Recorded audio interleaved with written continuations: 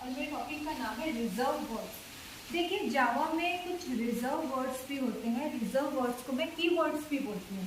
Keywords मतलब कि जिनको मैं एज अ वेरिएबल यूज नहीं कर सकती, एज अ मेथड यूज नहीं कर सकती, that reserve words are come under keywords.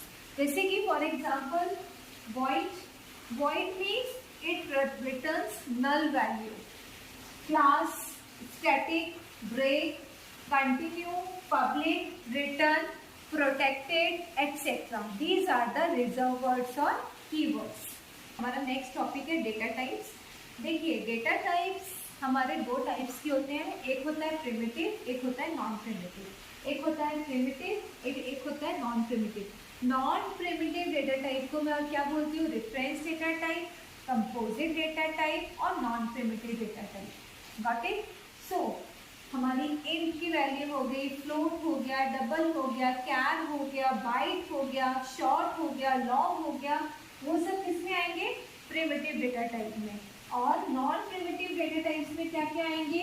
Class हो गया, ठीक है, स्ट्रिंग हो गया, और एक लास्ट मेरा हो गया अरे और एरे। तो ये तीनों चीज किसमें आएंगी? नॉन प्रिमिटिव डेटा टाइप में। एक चीज और, नॉन प्रिमिटिव डेटा टाइप्स को हम यूजर डिफाइंड डेटा टाइप्स भी बोलते हैं। मैं यूजर डिफाइंड डेटा टाइप क्यों बोलती हूँ? क्योंकि मैं डिफाइन करती हूँ अपनी क्लास का नाम।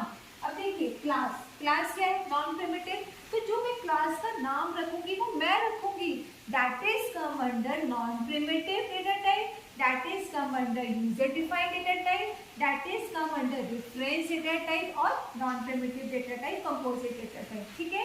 सेकेंड हो गया string. String is also a class. String means a group of character, like मेरा नाम हरप्रीत, आपका नाम जो भी XYZ, किसी का नाम Raj, Rahul, Riya, Sonali etcetera, group of character that is come under string. ठीक है। अब यहाँ पे मैं स्ट्रिंग का नाम भी खुद रख सकती हूँ, क्योंकि ग्रुप ऑफ कैरेक्टर्स है भाई। ग्रुप ऑफ कैरेक्टर्स मतलब कि मुझे नाम रखना है, किसी का भी नाम रखना है, कुछ भी बोल सकती हूँ, माउंटेन, एवरेस्ट, कुछ भी बोल सकती हूँ, तो वो भी किसके अंदर आएंगे? User defined data type. Third one क्या था मेरे पास? एरे। एरे भी क्या है? User defined. तो एरे का नाम भी कौन रखेगा? मैं रखूंगी। आई होप आपको ये टॉपिक समझ में आया होगा। अब हम मूव करते हैं हमारे नेक्स्ट टॉपिक की तरफ। चलिए हमारा नेक्स्ट टॉपिक है सिंपल प्रोग्राम ऑफ जावा। ठीक है। अब मुझे यहाँ पे क्या प्रिंट करवाना है? Hello world. तो सबसे पहले मैं क्या सोचूंगी कि मैं अपनी क्लास का नाम क्या रखूँ? देखिए जो भी मैं क्लास का नाम रखूंगी वो ऐसा होना चाहिए जो मेरे प्रोग्राम की रिक्वायरमेंट को पूरा करे। Got it? अब यहाँ पे मेरी क्लास का नाम मैंने क्या रखा है? हेलो। क्योंकि मुझे यहाँ पे क्या प्रिंट करवाना है? Hello world. Now second thing, Java is a case sensitive language. Case sensitive मतलब कि इसमें अपर केस और लोअर केस लेटर का डिफरेंट मीनिंग है। अगर मैं H कैपिटल लिख दूँ हेलो, ये डिफरेंट है। और अगर मैं यहाँ पे H कैपिटल अगर मैं यहाँ पे स्मॉल h हेलो लिख दूँ तो ये डिफरेंट है। और अगर मैं यहाँ पे H कैपिटल हेलो लिख दूँ तो इसका मीनिंग अलग है।